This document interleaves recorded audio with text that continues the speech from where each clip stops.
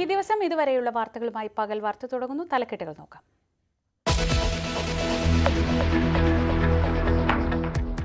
News 18 big breaking. എരുമേലിയിൽ വാപുര ക്ഷേത്രം നിർമ്മിക്കാനുള്ള നീക്കത്തിനെതിരെ ദേവസ്വം മന്ത്രി.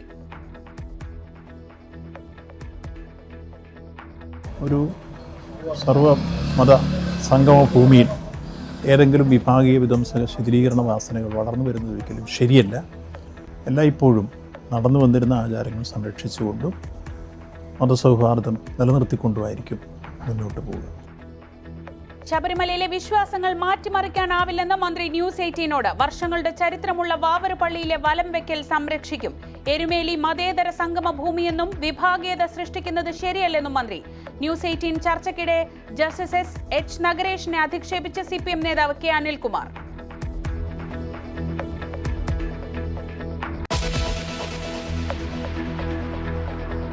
തിരുവമ്പാടി കോൺഗ്രസിന് കൊടുത്ത പട്ടാമ്പിയോ തവനൂരോ പകരം വാങ്ങി നിയമസഭയിലേക്ക് മത്സരിക്കാൻ മുസ്ലിം ലീഗ് നീക്കം. UDFിലും ചർച്ച. സ്ഥിരീകരണം വരുന്നത് VS ജോയ് തിരുവമ്പാടിയിൽ ഇറങ്ങുമെന്ന ന്യൂസ് 18 വാർത്തയ്ക്ക്. മുന്നണി മാറിയാൽ മണ്ഡലം ജോസ് കെ മാണിക്ക് നൽകാനും ലീഗ് സന്നദ്ധം. സ്വാധീന മേഖലയെന്ന് പ്രതികരിച്ച് സ്റ്റീഫൻ ജോർജ്. ലീഗ് കോഴിക്കോട് ജില്ലാ നേതൃത്വത്തിന് നീക്കത്തിൽ അനിഷ്ടം.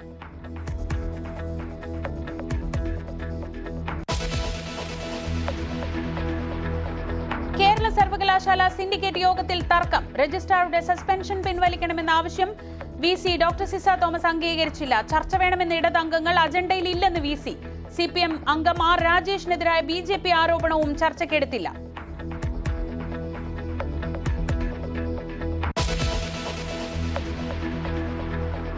കോട്ടയം മെഡിക്കൽ കോളേജിലെ അപകടത്തിൽ മരിച്ച ബിന്ദുവിന്റെ വീട്ടിൽ മാധ്യമങ്ങളെയും പാർട്ടിക്കാരെയും അറിയിക്കാതെ ആരോഗ്യമന്ത്രിയുടെ സന്ദർശനം.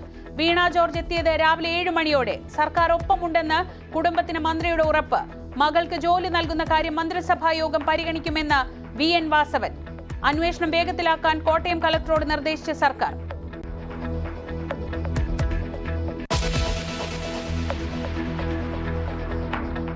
മലപ്പുറം കാളികാവിൽ തൊഴിലാളിയെ കൊന്നു തിന്ന കടുവ വനം വകുപ്പിന്റെ കൂട്ടിൽ.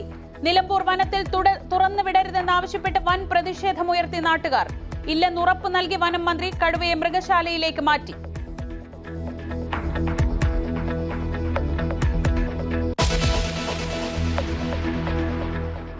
വിശദമായ വാർത്തകളിലേക്ക്. എരുമേലിയിൽ വാപുര ക്ഷേത്രം നിർമ്മിക്കാനുള്ള നീക്കത്തിനെതിരെ ദേവസ്വം മന്ത്രി VN വാസവൻ.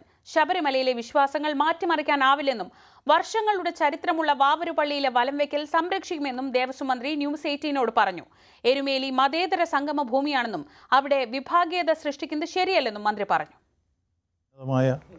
ഒരു സംഗമ ഭൂമിയാണ് എരുമേലി.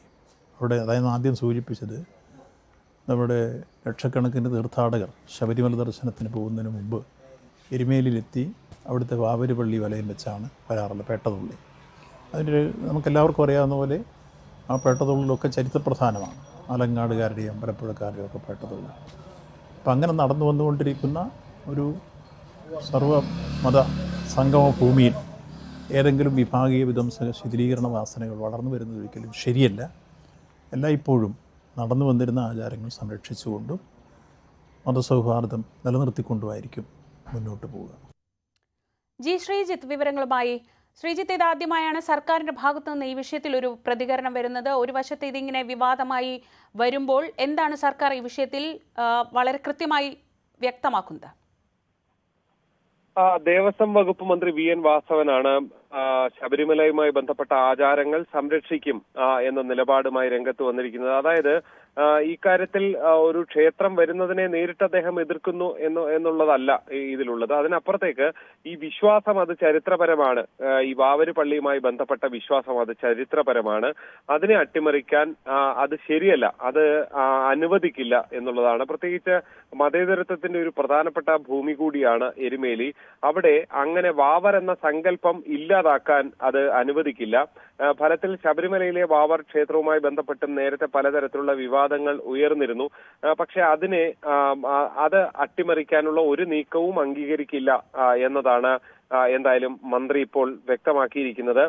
നിലവിൽ എരുമേലി നഗരത്തിന് സമീപം തന്നെയാണ് ഇങ്ങനൊരു ക്ഷേത്രം വരാനുള്ള നീക്കം നടന്നത്. പക്ഷേ അനുമതിയില്ല എന്ന് ചൂണ്ടിക്കാട്ടി എന്ന് പഞ്ചായത്ത് വ്യക്തമാക്കിയതോടെയാണ് ഹൈക്കോടതി ഇതിന് സ്റ്റേ നൽകുന്ന സാഹചര്യം ഉണ്ടായിട്ടുള്ളത്. നിലവിൽ എന്തായാലും സർക്കാർ നിലപാട് വ്യക്തമാണ്. ദേവസ്വം ബോർഡ് തുടർന്നും ഇത്തരം കാര്യങ്ങളിൽ ഹൈക്കോടതിയിൽ അടക്കം ഈ ഒരു നിലപാട് സ്വീകരിക്കുമെന്ന് വേണം മനസ്സിലാക്കാൻ.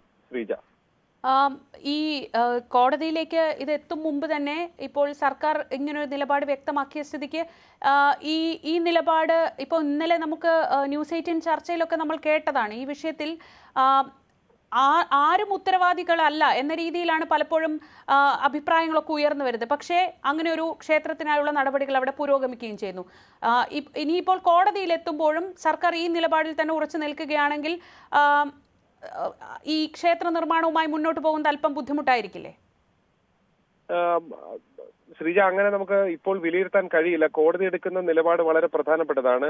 ഇക്കാര്യത്തിൽ ഒരു സ്വകാര്യ ട്രസ്റ്റാണ്, സ്വകാര്യ വ്യക്തിയാണ് ഇങ്ങനെ സ്ഥലം വാങ്ങി ഒരു ക്ഷേത്രം വെക്കുന്നത്. സ്വാഭാവികമായിട്ടും അയാൾക്ക് ആരാധന സ്വാതന്ത്ര്യവും മറ്റും അനുവദിക്കുന്ന സ്വാഭാവികമായി ഉള്ളതാണ്. അപ്പോൾ അങ്ങനെ കോടതി എന്ത് കാരണം കൊണ്ട് ഇത് എതിർക്കും എന്നത് ഇപ്പോൾ വ്യക്തമല്ല. ഇത് ആചാരം വിശ്വാസവുമായി ബന്ധപ്പെട്ടൊക്കെ ഹിന്ദു ഐക്യവേദി പോലുള്ള സംഘടനകൾ ഇന്നലെ വ്യക്തമാക്കിയത് ഇതാണ് യഥാർത്ഥ വിശ്വാസം, അതായത് ഈ വാപുര സ്വാമി എന്നതാണ് യഥാർത്ഥ വിശ്വാസം എന്ന നിലയ്ക്കാണ് പ്രതികരണം വന്നിട്ടുള്ളത്. അതുകൊണ്ട് തന്നെ അവർക്ക് അങ്ങനെ ഒരു വിശ്വാസം ഉയർത്തിക്കാട്ടുകയും അങ്ങനെ ഒരു ക്ഷേത്രം വെക്കാനും കഴിയാത്ത സാഹചര്യം ഉണ്ടാകുമോ എന്നുള്ളത് വ്യക്തമല്ല. സർക്കാർ എതിർത്താൽ പോലും അത് കോടതിയാണ് അക്കാര്യത്തിൽ അന്തിമമായ തീരുമാനമെടുക്കേണ്ടത്. പക്ഷേ ഈ വാവർ പള്ളിയുടെ അതിന്റെ ഒരു പ്രാധാന്യം കുറച്ചുകൊണ്ടുള്ള ഒരു നടപടിക്കും തങ്ങളില്ല. അത് ശബരിമലയിലാണ് പ്രധാനമായിട്ടും വാവർ സ്വാമിയുടെ ഒരു നട തന്നെയുള്ളത്. അങ്ങനെ ഒന്ന് ഇല്ലാതാക്കാനുള്ള ശ്രമം പോലും അനുവദിക്കില്ല എന്നതാണ് സർക്കാരിന്റെ നിലപാട്. അതുകൊണ്ട് ക്ഷേത്രം വരില്ല എന്ന് നമുക്കിപ്പോൾ പറയാൻ കഴിയില്ല. കോടതിയിൽ എത്തിയ സാഹചര്യത്തിൽ കോടതി തന്നെയായിരിക്കും ഇക്കാര്യത്തിൽ ഒരു അന്തിമമായ വ്യക്തത വരുത്തേണ്ടത്. ശരി, ശബരിമലയിലെ ആചാരാനുഷ്ഠാനങ്ങളിൽ മാറ്റം വരുത്തേണ്ട ഒരു സാഹചര്യം ഉണ്ടാവില്ല എന്ന് തന്നെയാണ് എന്തായാലും മന്ത്രി വ്യക്തമാക്കുന്നത്. അത് ഒരു വിഭാഗീയത സൃഷ്ടിക്കുന്ന തരത്തിലുള്ള ഒരു നിലപാടിനും എന്തായാലും സർക്കാർ കൂട്ടുനിൽക്കില്ല, അത് ശരിയല്ല എന്നതാണ് VN വാസവന്റെ നിലപാട്. എന്തായാലും ഒരു വലിയ തർക്കമായി ഒരു വശത്ത് ഇത് ഉയർന്നു വരികയാണ്. കോടതി ഇന്നലെ പഞ്ചായത്തിനോട് തൽക്കാലം നിർമ്മാണ പ്രവർത്തനങ്ങൾ നിർത്തി വെക്കാൻ ആവശ്യപ്പെട്ടിരുന്നു. കോടതി വീണ്ടും ഈ കേസ് പരിഗണിക്കുന്ന സാഹചര്യത്തിൽ നമുക്ക് ഇതിൻ്റെ തുടർ നടപടികൾ, കോടതി എടുക്കുന്ന നിലപാട് എന്ത് എന്നത് ശ്രദ്ധേയമായിരിക്കും. അതേസമയം ആർക്കും വാപുര ക്ഷേത്രം നിർമ്മിക്കാനുള്ള അവകാശമുണ്ടെന്ന് വിശ്വ ഹിന്ദു പരിഷത്ത് ജനറൽ സെക്രട്ടറി അനിൽ വിളയിൽ പ്രതികരിച്ചു. ജഡ്ജി N നഗരേഷിനെതിരെ ഇതിനിടെ CPM നേതാവ് K അനിൽകുമാറും രംഗത്തെത്തി. പാകിസ്ഥാന് വേണ്ടി ചാരവൃത്തി നടത്തിയ കേസിൽ അറസ്റ്റിലായ വ്ലോഗർ ജ്യോതി മൽഹോത്ര കേരളത്തിലെത്തിയത് സംസ്ഥാന സർക്കാരിന്റെ ക്ഷണപ്രകാരം. ടൂറിസം വകുപ്പിന്റെ പ്രമോഷനായാണ് ജ്യോതി മൽഹോത്ര കേരളത്തിലെത്തിയതെന്ന് വ്യക്തമാക്കുന്ന വിവരാവകാശ രേഖ പുറത്തുവന്നു. ടൂറിസം വകുപ്പ് സമൂഹ മാധ്യമ ഇൻഫ്ലുവൻസേഴ്സിനെ ഉപയോഗിച്ച് പ്രമോഷൻ നടത്തിയവരുടെ പട്ടികയിൽ ജ്യോതി മൽഹോത്രയുമുണ്ട്. വയനാട് ദുരന്തത്തിന് പിന്നാലെ വിനോദസഞ്ചാര മേഖലയിലെ പ്രചാരണ പരിപാടികളുടെ ഭാഗമായുള്ള പ്രമോഷനായി എത്തിയ വ്ലോഗർമാരുടെ പട്ടികയിലാണ് ഹരിയാന സ്വദേശി ജ്യോതി മൽഹോത്രയുള്ളത്. കണ്ണൂർ, കോഴിക്കോട്, കൊച്ചി, ആലപ്പുഴ, മൂന്നാർ എന്നിവിടങ്ങളിൽ ജ്യോതി മൽഹോത്ര ടൂറിസം വകുപ്പിന്റെ ചെലവിൽ യാത്ര ചെയ്തതായി രേഖകൾ വ്യക്തമാക്കുന്നു.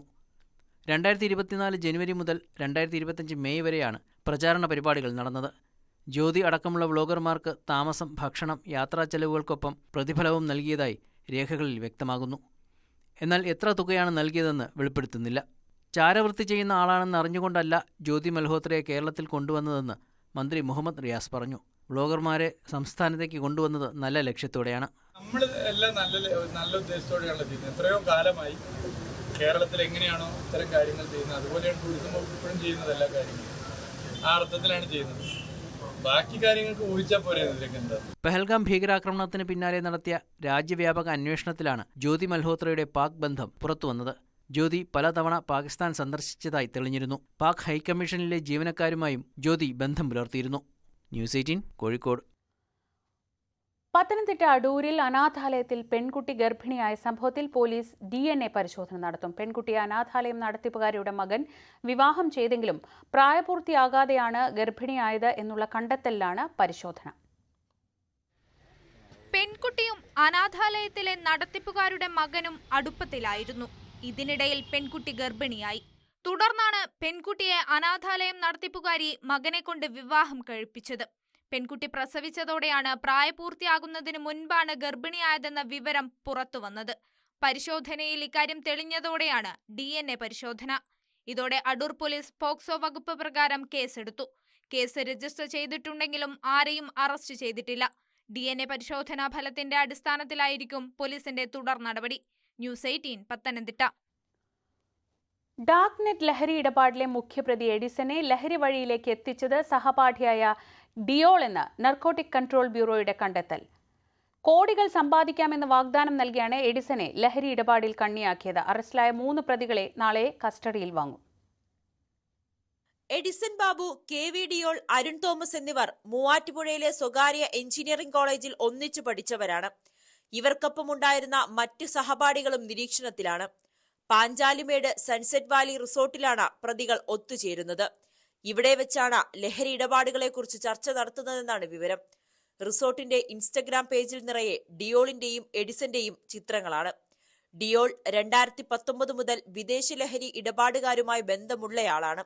കോടികൾ സമ്പാദിക്കാമെന്ന് മോഹിപ്പിച്ച എഡിസനെയും ലഹരി വഴിയിലേക്ക് നയിച്ചത് ഡിയോൾ ആണെന്നാണ് NCBയുടെ കണ്ടെത്തൽ. പ്രതികളെ കസ്റ്റഡിയിൽ വാങ്ങി വിശദമായി ചോദ്യം ചെയ്യാനാണ് അന്വേഷണ സംഘത്തിന്റെ തീരുമാനം. അറസ്റ്റിലായ ഡിയോളിന്റെ ഭാര്യ അഞ്ജുവിനെ ഉടൻ കസ്റ്റഡിയിൽ ആവശ്യപ്പെട്ടേക്കില്ല. ഡാർക്ക് നെറ്റ് വഴി കോഡ് ഭാഷയിലാണ് എഡിസൺ ആശയവിനിമയം നടത്തിയിരുന്നത്.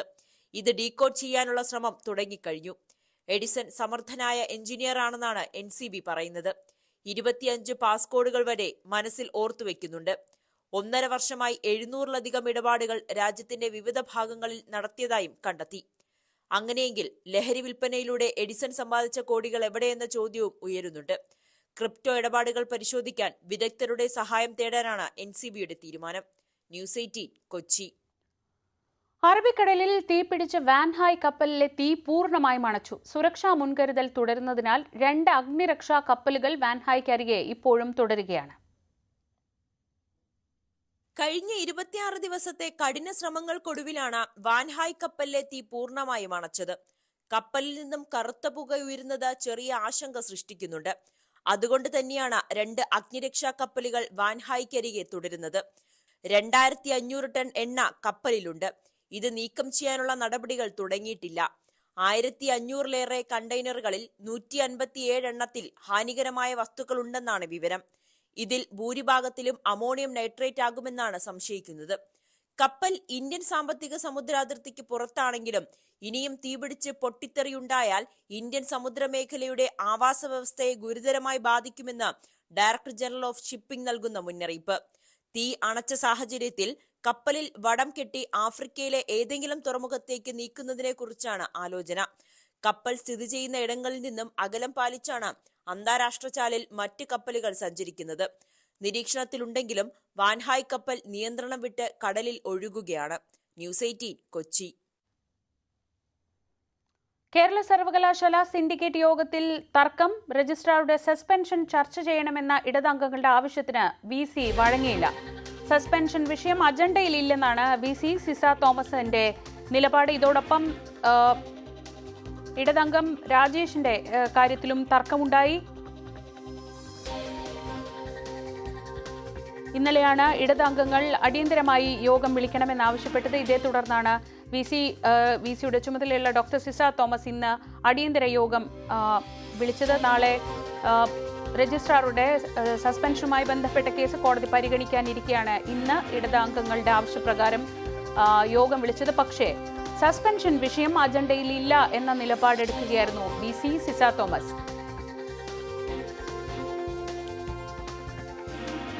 ഡാൻ കുര്യൻ വിവരങ്ങളുമായി. ഡാൻ, ഈ വിഷയത്തിൽ VCയുടെ നിലപാട് എന്തായിരിക്കുമെന്ന് നമ്മൾ നേരത്തെ തന്നെ റിപ്പോർട്ട് ചെയ്തിരുന്നു. പക്ഷേ ഇതിപ്പോൾ ആ വിഷയം ചർച്ചയ്ക്ക് എടുക്കാൻ അനുവദിച്ചില്ല എന്നാണ് അറിയുന്നത്. എന്തൊക്കെയാണ് യോഗത്തിൽ നടന്നത്?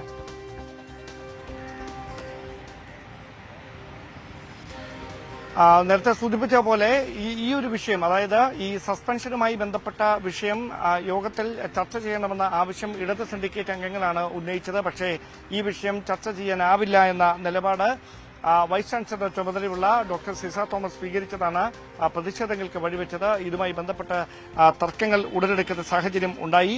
പക്ഷേ ഫേസ്ബുക്കിലൂടെ സിൻഡിക്കേറ്റ് അംഗം ആർ രാജേഷ് കോടതിയെ അപമാനിക്കാൻ ശ്രമിച്ചെന്ന് കാണിച്ചുകൊണ്ട് BJP അംഗം PS ഗോപകുമാർ വിമർശനം ഉന്നയിക്കുന്ന പശ്ചാത്തലമുണ്ടായി. പക്ഷേ അക്കാര്യത്തിൽ BJP അംഗം പ്രമേയം അവതരിപ്പിക്കാനാണ് ശ്രമിച്ചത്. ഈ വിഷയവും ചർച്ചയ്ക്കെടുക്കാൻ വൈസ് ചാൻസലർ തയ്യാറായില്ല. ഇത് തർക്കങ്ങൾക്ക് വഴിവെക്കുന്ന സാഹചര്യമാണ് ഉണ്ടായത്. എന്തായാലും സിൻഡിക്കേറ്റ് യോഗം അവസാനിക്കുന്ന മുറയ്ക്ക് അല്പസമയത്തിനകം സിൻഡിക്കേറ്റ് അംഗങ്ങൾ പുറത്തേക്ക് വരും. ഇടത് സിൻഡിക്കേറ്റ് അംഗങ്ങളുടെ ഭാഗത്തുനിന്ന് വലിയ പ്രതിഷേധം ഉണ്ടാകാനുള്ള സാധ്യതയാണ് നിലനിൽക്കുന്നത്. അടുത്ത ദിവസം രജിസ്ട്രാർ സ്ഥാനത്ത് നിന്ന് അനിൽകുമാറിനെ സസ്പെൻഡ് ചെയ്തതുമായി ബന്ധപ്പെട്ട് ഹൈക്കോടതിയിൽ സമർപ്പിക്കുന്ന സത്യവാങ്മൂലത്തിൽ എന്തൊക്കെ കാര്യങ്ങളാണ് ഉൾപ്പെടുത്തേണ്ടത് എന്ന കാര്യം ചർച്ച ചെയ്യണമെന്ന ആവശ്യം ഉന്നയിച്ചുകൊണ്ടാണ് പ്രത്യേക സിൻഡിക്കേറ്റ് യോഗം വിളിക്കണമെന്ന ആവശ്യവുമായി ഇടത് സിൻഡിക്കേറ്റ് അംഗങ്ങൾ കഴിഞ്ഞ ദിവസം രംഗത്തെത്തിയത്. അവരുടെ അഭ്യർത്ഥന മാനിച്ചുകൊണ്ടാണ് ഇന്ന് സിൻഡിക്കേറ്റ് യോഗം ചേർന്നത്. പക്ഷേ സിൻഡിക്കേറ്റ് യോഗത്തിന്റെ അജണ്ടയിൽ ഈ സസ്പെൻഷനുമായി ബന്ധപ്പെട്ട കാര്യങ്ങൾ ഉൾപ്പെട്ടിട്ടില്ല എന്ന വൈസ് ചാൻസലർ ചുമതലയുള്ള ഡോക്ടർ സിസ തോമസ് നിലപാട് സ്വീകരിച്ചതാണ് ഈ തർക്കത്തിന് വഴിവെച്ചത്. എന്തായാലും സിസ തോമസിന്റെ ഭാഗത്തുനിന്ന് മറിച്ചൊരു തീരുമാനം ഉണ്ടാകില്ല എന്ന വിലയിരുത്തൽ രാവിലെ മുതൽ തന്നെ ശക്തമായിരുന്നു. അതായത് ഒരു വിട്ടുവീഴ്ചയ്ക്കും വൈസ് ചാൻസലർ തയ്യാറാകില്ല എന്ന കൃത്യമായ സൂചന കഴിഞ്ഞ ദിവസം തന്നെ ലഭിച്ചതാണ്. അത് ശരിവെക്കുന്ന തരത്തിൽ തന്നെ സിൻഡിക്കേറ്റ് യോഗത്തിൽ സിസ തോമസിന്റെ ഭാഗത്തുനിന്ന് ഇടപെടൽ ഉണ്ടായിരിക്കുന്നത്. ഇനി ഏത് തരത്തിലായിരിക്കും ഇടത് സിൻഡിക്കേറ്റ് അംഗങ്ങൾ വിഷയത്തോട് പ്രതികരിക്കുക എന്നതാണ് അറിയാനുള്ളത്. സിൻഡിക്കേറ്റ് യോഗത്തിൽ വലിയ തർക്കമാണ് ഉണ്ടായത്. ഇടത് അംഗങ്ങളുടെ ആവശ്യത്തിന് VC വഴങ്ങിയില്ല. ഇതോടൊപ്പം വലിയ തർക്കത്തിലേക്ക് കാര്യങ്ങൾ പോകുന്ന സാഹചര്യമാണ് ഉണ്ടായതെന്ന് ഡാൻ കുര്യൻ തിരുവനന്തപുരത്ത് നിന്ന് റിപ്പോർട്ട് ചെയ്യുന്നു. ജഡ്ജി N നഗരേഷിനെതിരെ CPM നേതാവ് K അനിൽകുമാർ. ഭാരതാംബ ചിത്ര വിവാദത്തിലാണ് പ്രതികരണം. കാവിക്കൊടി ഏന്തിയ വനിതയുടെ ചിത്രത്തിന് എന്താണ് കുഴപ്പമെന്ന് ഒരു ജഡ്ജി ചോദിച്ചാൽ ആ ജഡ്ജിക്ക് എന്തോ കുഴപ്പമുണ്ടെന്ന് അനിൽകുമാർ പറഞ്ഞു. ജഡ്ജി മുൻപ് ഭാരതീയ അഭിഭാഷക പരിഷത്തിന്റെ അംഗമായിരിക്കാം. പക്ഷേ ന്യായാധിപനായി കഴിഞ്ഞാൽ ആ ബന്ധം വിധി പ്രസ്താവത്തിൽ വരാൻ പാടില്ലെന്നും അനിൽകുമാർ പ്രതികരിച്ചു. ഈ ചിത്രത്തിൽ എന്ത് കുഴപ്പമെന്നൊരു ജഡ്ജി ചോദിച്ചാൽ ആ ജഡ്ജിക്ക് എന്തോ തകരാറുണ്ട് എന്ന് തന്നെ ഞാൻ പറയും. കാരണം അത് രാജ്ഭവനിൽ വെക്കാൻ പറ്റുന്ന ചിത്രമാണെന്ന് അദ്ദേഹത്തിന് തോന്നിയാൽ എന്തുകൊണ്ട് അദ്ദേഹത്തിന്റെ കോടതിയുടെ മേലെ അത് വെക്കുന്നില്ല എന്ന് ഞാൻ തിരിച്ചു ചോദിക്കും. ഏതെങ്കിലും ഒരു ജഡ്ജി അദ്ദേഹം പൂർവാശ്രമത്തിൽ ഭാരതീയ അഭിഭാഷക പരിഷത്തിന്റെ അംഗമായിരുന്നു, അല്ലെങ്കിൽ ആ നിലയ്ക്ക് ഒരു ബന്ധമുണ്ടായിരുന്ന ആളാണ്, അവരുടെ പരിപാടികളിൽ പങ്കെടുക്കുന്ന ഒരാളാണ് എന്നതുകൊണ്ട് ന്യായാധിപനായി കഴിഞ്ഞാൽ ആ ബന്ധത്തിന്റെ അടിസ്ഥാനത്തിലുള്ള തികട്ടലുകൾ ന്യായാധിപ സ്ഥാനത്തിൽ ഇരുന്നുകൊണ്ട് വിധി വരാൻ പാടില്ല. മറ്റ് വാർത്തകൾ നോക്കാം. തിരുവമ്പാടി നിയമസഭാ സീറ്റ് വിട്ടു നൽകാൻ ഒരുങ്ങി മുസ്ലിം ലീഗ്. തിരുവമ്പാടിക്ക് പകരം തവനൂരോ പട്ടാമ്പിയോ ലക്ഷ്യമിട്ടാണ് ലീഗിന്റെ നീക്കം. പാർട്ടിയിലെ ആഭ്യന്തര പ്രശ്നങ്ങൾക്കൊപ്പം മണ്ഡലത്തിലെ മത സാമുദായിക സാഹചര്യങ്ങൾ കൂടി പരിഗണിച്ചുള്ള നീക്കത്തിൽ കോൺഗ്രസിനും അനുകൂല നിലപാടാണ്. കോഴിക്കോട് ജില്ലയിലെ മലയോര മണ്ഡലമായ തിരുവമ്പാടി ഒരു കാലഘട്ടത്തിൽ UDFന്റെ ഉറച്ച സീറ്റായിരുന്നു. പക്ഷേ കഴിഞ്ഞ 2 തെരഞ്ഞെടുപ്പുകളിലായി CPM ജയിക്കുന്ന മണ്ഡലത്തിൽ ലീഗിലെ ആഭ്യന്തര തർക്കത്തിനൊപ്പം മണ്ഡലത്തിന്റെ മതസാമുദായിക സാഹചര്യങ്ങളും UDFന് വെല്ലുവിളിയായി. ക്രൈസ്തവ വോട്ടുകൾ നിർണായകമായ മണ്ഡലത്തിൽ മുസ്ലിം സ്ഥാനാർത്ഥി വരുന്നത് തിരിച്ചടിയാകുമെന്ന് ലീഗ് കരുതുന്നു. പകരം മലപ്പുറം ജില്ലയിലെ തവനൂർ ലീഗ് ലക്ഷ്യം വെക്കുന്നു. ഇക്കുറി KT ജലീൽ മത്സരരംഗത്തില്ലെങ്കിൽ സാഹചര്യം കൂടുതൽ അനുകൂലമാകുമെന്ന് ലീഗ് പ്രതീക്ഷിക്കുന്നു. ഇതല്ലെങ്കിൽ പട്ടാമ്പിയോ കോഴിക്കോട് ജില്ലയിലെ നാദാപുരം, പേരാമ്പ്ര, എലത്തൂർ പോലുള്ള മണ്ഡലങ്ങളും ലീഗിന്റെ മനസ്സിലുണ്ട്. പക്ഷേ ഇത്തരമൊരു ചർച്ചയുണ്ട് എന്ന കാര്യം ലീഗ് നേതൃത്വം നിഷേധിക്കുന്നു. അങ്ങനെ ചർച്ച ചെയ്യുന്നല്ലേ, ഇല്ലാത്ത ചർച്ചകൾ ചോദിച്ചിട്ട് കാര്യമില്ലല്ലോ. മുസ്ലിം ലീഗിന്റെ സംസ്ഥാന കമ്മിറ്റിയാണ് അതുമായി പറയേണ്ടത്. അത് മാത്രമല്ല UDF സംവിധാനമാണ് നമ്മളെ സംബന്ധിച്ചിടത്തോളം കേരളത്തിൽ നിലനിൽക്കുന്നത്. യാതൊരുവിധ അനിഷ്ടങ്ങളില്ലാതെ നടന്നു പോകുന്ന ഒരു സംവിധാനം കേരളത്തിൽ ഏറ്റവും ഭദ്രമായി നിൽക്കുന്നതാണ് കോഴിക്കോട് ജില്ല. ആ കോഴിക്കോട് ജില്ലയിൽ അങ്ങനെ ഒരു ചർച്ചയും നടന്നിട്ടില്ല എന്നുള്ളതാണ്. തിരുവമ്പാടി ഏറ്റെടുക്കാൻ കോൺഗ്രസ് തയ്യാർ. നിലമ്പൂരിൽ സീറ്റ് നൽകാൻ കഴിയാതിരുന്ന VS ജോയിയെ പരിഗണിക്കാമെന്നത് തന്നെയാണ് പ്രധാന നേട്ടം. മണ്ഡലത്തിലെ രാഷ്ട്രീയ സാഹചര്യത്തിൽ ക്രിസ്ത്യൻ സ്ഥാനാർത്ഥി തന്നെയാണ് വേണ്ടതെന്ന് കോൺഗ്രസും സമ്മതിക്കുന്നു. മുന്നണി മാറ്റ ചർച്ചകൾ നിഷേധിച്ചെങ്കിലും തദ്ദേശ തെരഞ്ഞെടുപ്പിന് ശേഷമുള്ള രാഷ്ട്രീയ സാഹചര്യം ജോസ് കെ മാണി വിഭാഗത്തെ മാറ്റി ചിന്തിപ്പിച്ചേക്കാമെന്ന് കോൺഗ്രസ് കരുതുന്നുണ്ട്. അങ്ങനെയെങ്കിൽ തിരുവമ്പാടി ജോസ് കെ മാണിക്കായി ഓഫർ ചെയ്തിട്ടാവും കോൺഗ്രസിന്റെ ചർച്ചകൾ. തിരുവമ്പാടിയിലെ തങ്ങളുടെ രാഷ്ട്രീയ ശക്തി കേരള കോൺഗ്രസും തുറന്നു പറയുന്നു. കോഴിക്കോട് ഞങ്ങൾക്ക് നല്ല അണികളുള്ള ഒരു ജില്ലയാണ്. എന്റെ കോർപ്പറേഷൻ അവിടെയല്ലേ, ഞാൻ ചെയർമാനായിട്ടുള്ള കോർപ്പറേഷൻ ഓഫീസ് അവിടെ കോഴിക്കോടാണ്. കോഴിക്കോട് നമ്മുടെ പാർട്ടിയുടെ ബലത്തെക്കുറിച്ച് എനിക്ക് നല്ല ബോധ്യമുണ്ട്. തിരുവമ്പാടി കുടിയേറ്റ മേഖലയാണ്. തിരുവമ്പാടി കേരള കോൺഗ്രസ് നല്ല സ്വാധീനമുണ്ട്. അങ്ങനെയുള്ള പല സീറ്റും ഉണ്ടെന്നേ. തിരുവമ്പാടിക്ക് പകരം ലീഗിന് ഏത് സീറ്റ് നൽകുമെന്നതാവും കോൺഗ്രസിനെ കുഴപ്പിക്കുന്നത്. തവനൂർ നൽകിയാൽ മലപ്പുറത്ത് കോൺഗ്രസ് മത്സരിക്കുന്ന മറ്റൊരു സീറ്റ് കൂടി നഷ്ടമാകും. ജില്ലയിൽ ലീഗിന്റെ അപ്രമാദിത്വത്തിന് ഇടയാക്കുന്ന ഈ നീക്കത്തിന് നിന്നു കൊടുക്കണോ അതോ മറ്റൊരു സീറ്റ് പരിഗണിക്കണോ? പട്ടാമ്പിയിൽ യൂത്ത് കോൺഗ്രസ് നേതാവ് റിയാസ് മുക്കോളി അരയും തലയും മുറുക്കി രംഗത്തുണ്ട്. PV അൻവർ UDFുമായി സഹകരിക്കാനുള്ള സാധ്യത അടഞ്ഞിട്ടില്ല. നിയമസഭയിൽ അൻവറിനെ പരിഗണിക്കാൻ സാധ്യതയുള്ള സീറ്റായിരുന്നു തിരുവമ്പാടി. പക്ഷേ അൻവറിനായി കോൺഗ്രസ് വിട്ടുവീഴ്ച ചെയ്യുമോ എന്ന് കാത്തിരുന്ന് കാണണം.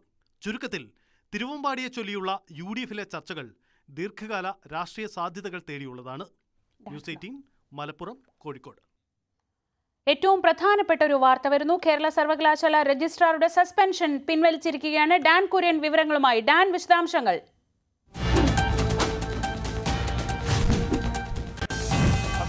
ഈ സിൻഡിക്കേറ്റ് യോഗത്തിലാണ്, അതിന്റെ അവസാന ഘട്ടത്തിലാണ് നിർണായകമായ ഒരു തീരുമാനം സിൻഡിക്കേറ്റ് യോഗത്തിൽ കൈക്കൊണ്ടിരിക്കുന്നത്. നാളെ ഹൈക്കോടതി ഈ വിഷയം പരിഗണിക്കാനിരിക്കുകയാണ്, ഇതിൽ തീർപ്പ് കൽപ്പിക്കാനിരിക്കുകയാണ്.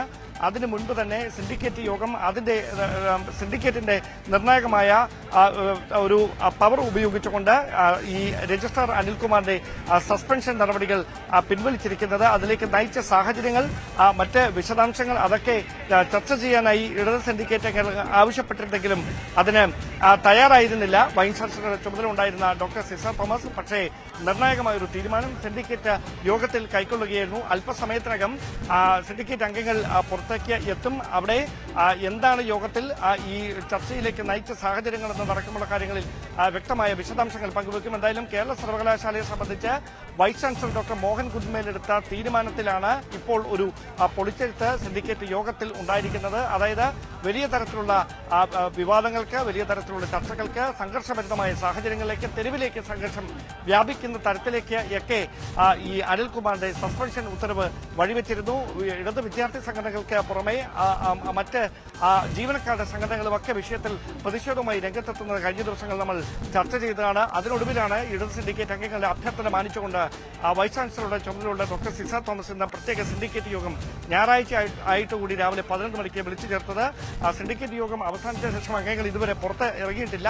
അല്പസമയത്തിനകം മിനിറ്റുകൾക്കകം അവർ പുറത്തേക്ക് എത്തുമെന്നാണ് മനസ്സിലാക്കാൻ കഴിയുന്നത്. ആ യോഗത്തിലാണ് നിർണായകമായ ഒരു തീരുമാനം ഇപ്പോൾ കൈക്കൊണ്ടിരിക്കുന്നത്. രജിസ്ട്രാർ അനിൽകുമാറിന്റെ സസ്പെൻഷൻ പിൻവലിച്ചുകൊണ്ടുള്ള തീരുമാനം യോഗത്തിൽ കൈക്കൊണ്ടിരിക്കുന്നു. ഹൈക്കോടതി ഈ വിഷയത്തിൽ തീർപ്പ് കൽപ്പിക്കുന്നതിന് മുമ്പാണ് സുപ്രധാനമായ തീരുമാനം സിൻഡിക്കേറ്റ് യോഗത്തിൽ കൈക്കൊണ്ടിരിക്കുന്നത് എന്നതാണ് ഈ വിഷയത്തിൽ ഏറ്റവും നിർണായകമായി മാറുന്നത്. ഡാൻ, ഏറ്റവും പ്രധാനപ്പെട്ട ചോദ്യം വേസിക്ക് രജിസ്ട്രാറെ സസ്പെൻഡ് ചെയ്യാൻ അധികാരമുണ്ടോ ഇല്ലയോ എന്നതായിരുന്നു. അത് ഉന്നയിച്ചാണ് പലതരത്തിലുള്ള തർക്കം നടന്നത്. അക്കാര്യം ചൂണ്ടിക്കാണിച്ചുകൊണ്ട് തന്നെയായിരുന്നു രജിസ്ട്രാർ ഹൈക്കോടതിയെ സമീപിച്ചതും. പക്ഷേ ഹൈക്കോടതി പറഞ്ഞത് രജിസ്ട്രാറെ വേണമെങ്കിൽ VCക്ക് സസ്പെൻഡ് ചെയ്യാമെന്നായിരുന്നു. അങ്ങനെ ഒരു നിരീക്ഷണമൊക്കെ കോടതിയുടെ ഭാഗത്തു നിന്ന് വന്ന സാഹചര്യത്തിലും ഇങ്ങനെ ഒരു തീരുമാനത്തിലേക്ക് VC പോയത് എന്തുകൊണ്ടാവാം? ഇങ്ങനെ ഒരു വിഷയം ചർച്ച ചെയ്യാൻ പോലും തയ്യാറല്ല, ഇത് അജണ്ടയിലില്ല എന്ന നിലപാടെടുത്തു എന്ന വിവരങ്ങളൊക്കെയാണല്ലോ നമുക്ക് പ്രാഥമികമായി കിട്ടിയത്.